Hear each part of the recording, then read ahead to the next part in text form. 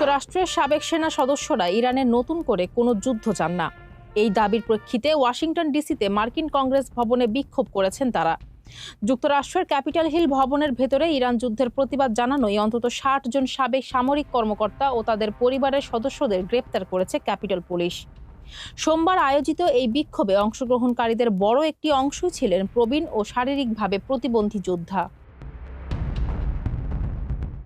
Veterans against fascism ব্যানারে আয়োজিত এই কর্মসূচিতে বিক্ষোভকারীরা যুদ্ধের ভয়াবহতা ও এর অর্থনৈতিক কুফল তুলে ধরে যুদ্ধের অবসানের দাবি জানান।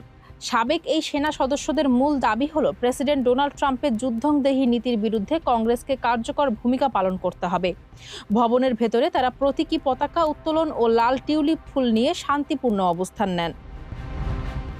বিক্ষোভে অংশগ্রহণকারী সাবেক সেনারা বর্তমান রাজনৈতিক পরিস্থিতির সমালোচনা করে বলেন, ক্যালিফোর্নিয়ার মতো দূর থেকে এসে সাধারণ মানুষকে বলতে হচ্ছে যে তারা যেন ট্রাম্পের বিরুদ্ধে অবস্থান নেয় এবং নিজেদের সাংবিধানিক দায়িত্ব পালন করে।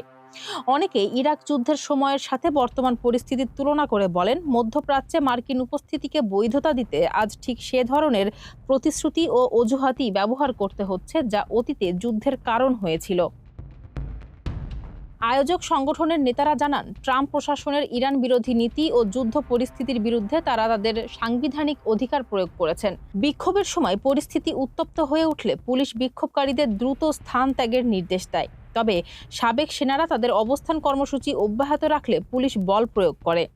এক পর্যায়ে অন্তত ৬০ জন আন্দোলনকারীকে আটক করা হয়। এ ঘটনার পর কংগ্রেস ভবনের ভেতরে নিরাপত্তা জোরদার করা হয়েছে। বিক্ষোভকারীদের গ্রেপ্তারের দৃশ্য সামাজিক যোগাযোগ মাধ্যমে ছড়িয়ে পড়লে দেশটিতে নতুন করে উত্তেজনা ও জনমনে ব্যাপক ক্ষোভের সৃষ্টি হয়েছে। ফারজানা হাসিন, মানবকণ্ঠ।